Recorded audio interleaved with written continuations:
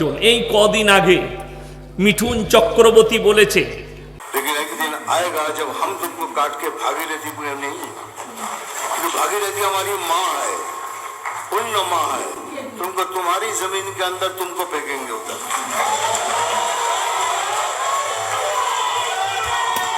इसीलिए बार बार कह रहा हूँ, हम कुछ भी करेंगे, कुछ भी। कोलकाता ना कुथाई दाड़िए के मुर्शिदाबाद डिस्ट्रिक्ट में एक नेता है, उसने कहा था कि मुसलमान 70% है और हिंदू 30% है। तो उन्हीं बोलचे 70% मुसलमान को काट कर गंगा में नहीं डालेंगे, वो हमारा पवित्र माँ है, उनको उनके घर में डाल देंगे। उन लोग देखली खाली चिल्लाए, কিন্তু যদি মালিক সাথে না থাকে ও চিল্লাতে পারবে? চিল্লালেই মার খাবে, হয় ইটের বাড়ি খাবে না হলে লাঠির বাড়ি, মারবে না পারবে না লোকে। কিন্তু ও জানে মালিক আছে, আমার কোনো অসুবিধা নাই। समझदारों के लिए इशारा काफी है। मैंने किसी का नाम नहीं लिया कि कौन कुत्ता है, बस मैंने इशारा किया जो समझदार है उनको समझ में आ जाए। বড় কষ্ট লাগে আজকে। হে আমার যুবক, হে আমার ভাইরা, সবাই নিয়ত করুন আমরা ইসলামিক কৃষ্টি কালচারে ঢুকে আসবো, বলুন ইনশাআল্লাহ। কালমার ওপরে দাঁড়িয়ে যান মুসলমান যুবক, ইমানের ওপরে টিকে যান। আল্লাহর কসম খেয়ে বলছি, বেঈমানের চাকা আল্লাহ বেঈমানের দিকে ঘুরিয়ে দেবে।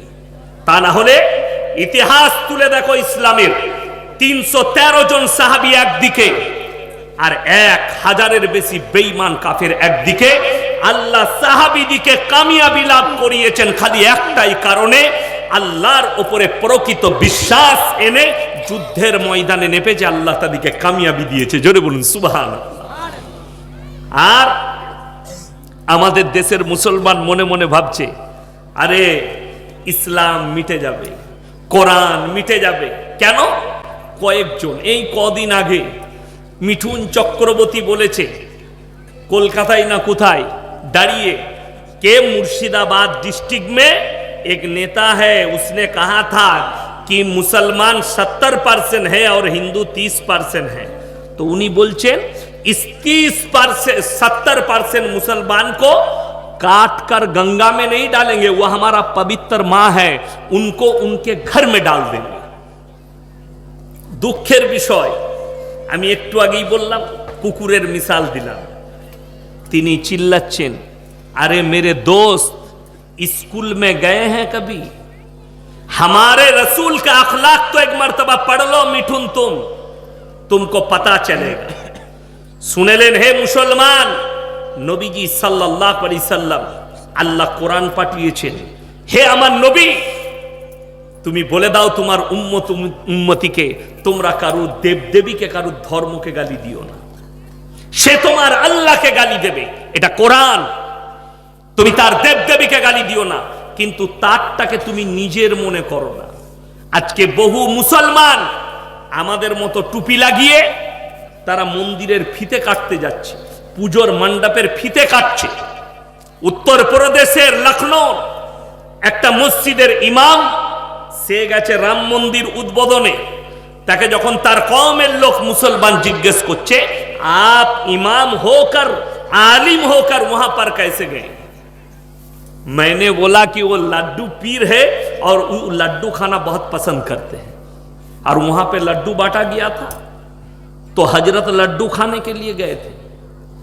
बड़ो कष्ट लगे। तिनी की बोलचेन जाने कि अल्लाह के रसूल का हदीस है, देश से अपने देश से मोहब्बत करना।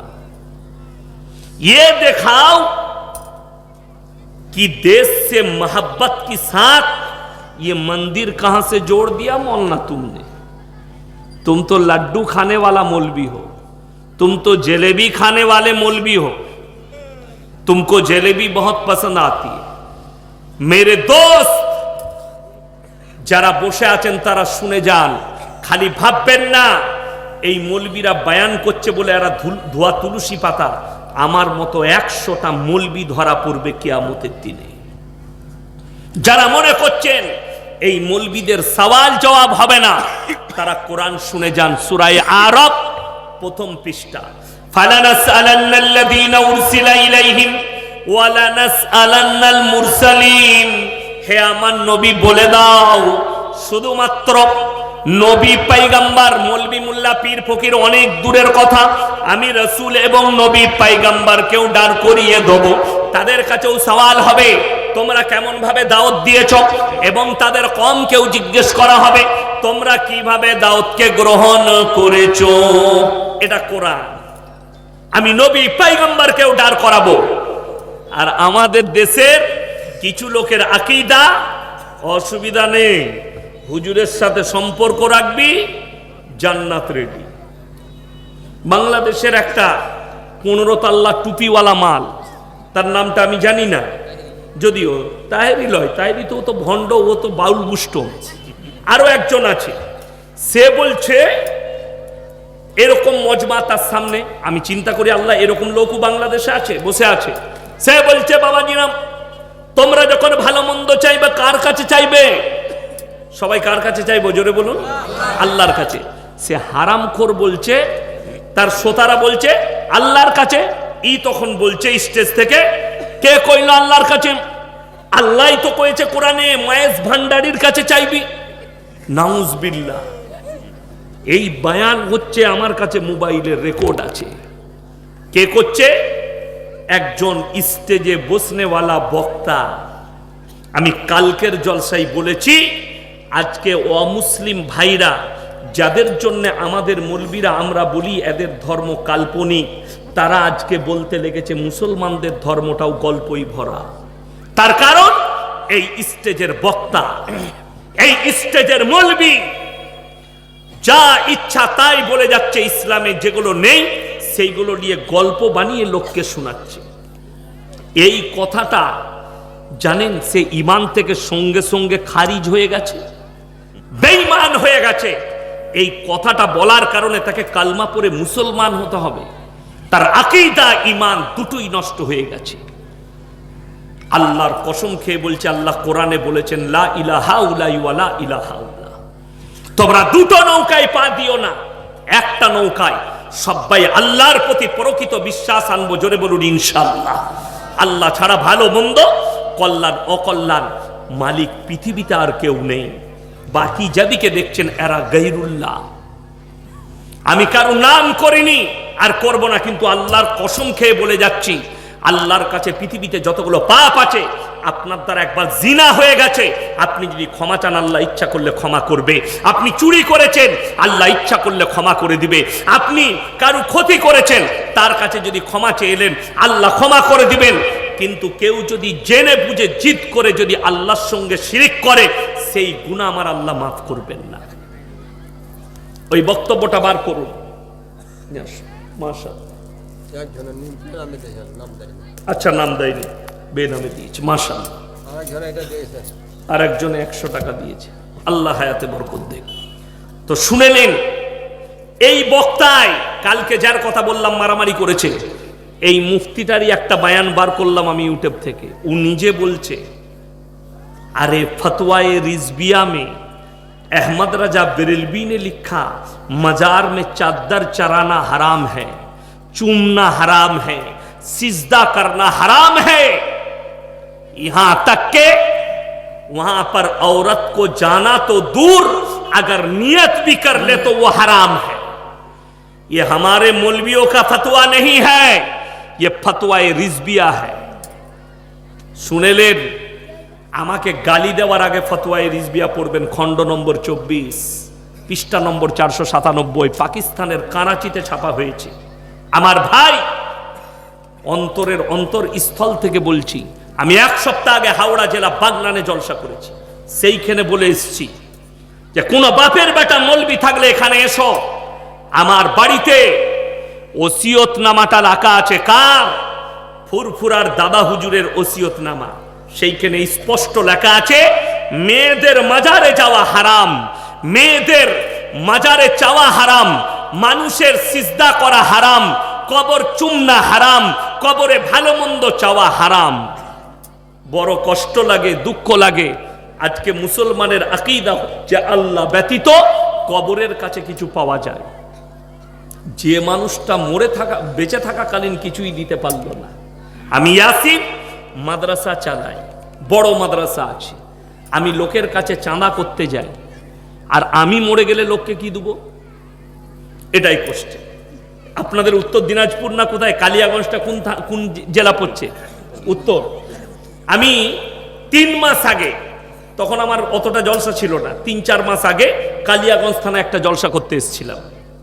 তো ওই কালিয়াগঞ্জে জলসা করতে এসে রাস্তায় আসছি, আমাদের বর্ধমান থেকে আমার বাড়ি হয়ে বোলপুর, শান্তিনিকেতন বোলপুর, রেলের সাইডে রাস্তা আছে, ওই দিকেই যাতায়াত করি, শর্ট রাস্তা। আহমদপুর বলে এক জায়গা, আমার গাড়ি আটকালো রাস্তায় কিছু যুবক, আমি ড্রাইভারকে বললাম আমার দিকে পাঠাও, তারা এলো। কি হয়েছে বাবা? হুজুর আমরা ওরস করছি, চাঁদা লাগবে। যারা চিনতে পেরেছে তারা সরে গেছে, 4-5 জন আমার কাছে দাঁড়িয়ে আছে, তারা চিনে না আমাকে। আমরা দুবো, আলহামদুলিল্লাহ, কোনো অসুবিধা নেই। কি হয় বাপ? বললে আমরা চাঁদা করে অনেক লোককে খিচুড়ি খাওয়াবো, তাবাররুক, মাশাআল্লাহ। আর কি হয় বাপ? বলে অনেক জেলা থেকে মানুষ আসে, এখানে যা চাই মনের বাসনা কামনা পূরণ হয়, মাজারে যেটা চাইবে সেটাই পাবে। আমরা তাহলে তো তোমরা বুকা, এখানে চাঁদা করে তোমাদের কষ্ট করে লাভ নাই। গিয়ে বাবাকে বলো, বাবা আমরা ওরস করব, টাকা লাগবে, টাকা দাও, ফ্রি হয়ে যাবে। কথাটা বুঝতে পারেননি? এই বায়ান করা বড় বিপদ, কি বুঝলেন? উত্তর দিনাজপুর থেকে ফোন করে বলছে তোমাকে একবার পেলে আমরা দেখে নেব। আরে ভাই, আমাকে মোবাইলে এত দেখছো, 1 কুইন্টাল লোক আমি, তাও জান ভরেনি, মানে মারবো মালটাকে পেলে। সেই দিনে আমাদের মুমতাজুল ভাই বেঁচে গেছে, কালিয়া চোখে লেগে হলো ঝামেলা। আবার ওরা বলে গেছে তোকে পেলাম, এরপর ওকে পেলে দেখবো। অসুবিধা নাই, দেখা দেখির সিস্টেম নেই। আমি কোরআনের দলিল দিচ্ছি, যারা আল্লাহ ব্যতীত কবরে চায়, গাছের কাছে চায়, গাইরুল্লাহর কাছে চায়, পাথরের কাছে চায়, ঠাকুরের কাছে চায়, যে কোনো জায়গায় মানুষ আল্লাহ ব্যতীত অপরের কাছে চায়, তাদের জন্য আমার আল্লাহ চ্যালেঞ্জ দিয়েছেন। জোরে একবার বলবেন না সুবহানাল্লাহ? আল্লাহ চ্যালেঞ্জটা কি? 17 পারা। কত পারা বললাম? 17 পারা, একবারই শেষ পৃষ্ঠা, শেষ রুকু। আল্লাহর চ্যালেঞ্জ পৃথিবীর ওই সমস্ত মানুষদের জন্যে যারা বলছে ওখানে গেলে কিছু পাবো। আয়াতটা শোনাবার আগে একটা ঘটনা বলি। আমি তখন ছোট ছেলে, আমার রান্না মাংস বিক্রি হচ্ছে, তাড়াতাড়ি যারা নিতে নিয়ে যাবে। রান্না মাংস বাঁচে যাওয়া বিক্রি হচ্ছে 150 টাকা কেজি, যারা নিতে নিয়ে যাবে। আলহামদুলিল্লাহ। তো আমার এলাকায়, আমি তখন ছোট ছেলে, একটা বড় তেঁতুল গাছ, বয়স্ক তেঁতুল গাছ, গোড়াটায় ফাঁকা, শিকড় বেরিয়ে আছে। মানুষজনের এই আকীদায় অসত্য কারা হয় জানেন? বেশিরভাগ মহিলারা, মায়েরা, ওদের ব্রেন তাড়াতাড়ি ওয়াশ হয়ে যায়। তো সেখানে যারই বিয়ে শাদী হয়, আমাদের বিয়ে শাদীতে ভালো মন্দ খাবার হয় না? হয় না? লুচি, মিষ্টি, ঘুগনি, বিরিয়ানি। আমাদের বর্ধমানে বেশিরভাগ বিরিয়ানি হয়, কি বুঝলে? তো দামি চালের খাসির বিরিয়ানি রান্না করেছে। এখন দাদির হাদিস হচ্ছে সবাই খাবার আগে আগে বুড়ো পীর সাহেবকে দিয়ে আসতে হবে। প্লেটে করে নিয়ে গিয়ে গাছের তলায় দিয়েছে। কে খাবে? বলে বুড়ো পীর সাহেব আছে, উনি খাবেন। ও চলে গেল, খাচ্ছে কুকুরে। কে খাচ্ছে? কুকুরে। প্লেট একদম পরিষ্কার পরিচ্ছন্ন হয়ে গেল। দাদি আর পর প্লেট নিতে এসে বলছে, হলো দেখবি আই, পীর সাহেব একদম সুন্নত আদায় করে খেয়েছে। আমি বললাম, হ্যাঁ দেখ, ও খেয়েছে। কুকুরটা, পীরে খায় না। মানুষ মরে গেলে খায়? কথা বলে না, খাবার কোনো যোগ্যতা থাকে? থাকে না। মানুষের আকীদা, পীর সাহেব খায়। ওই জন্যে সিন্নি দেয়, ওই জন্যে মুরগি দেয়, ছাগল দেয়। বড় কষ্ট লাগে, দুঃখ লাগে। কোরআনটা শুনেলেন, ইয়া আইয়ুহান নাসু যুরিবা মাসালুন ফাসতামিউ লাহু ইন্নাল্লাযীনা তাদউনা মিন দুনিল্লাহি লান ইয়াখলুকু দুবাবান ওয়ালা বিজতামাউ লাহু ওয়া ইয়াসলুবুহুমুদ দুবাবু শাইআন লা ইয়াস্তান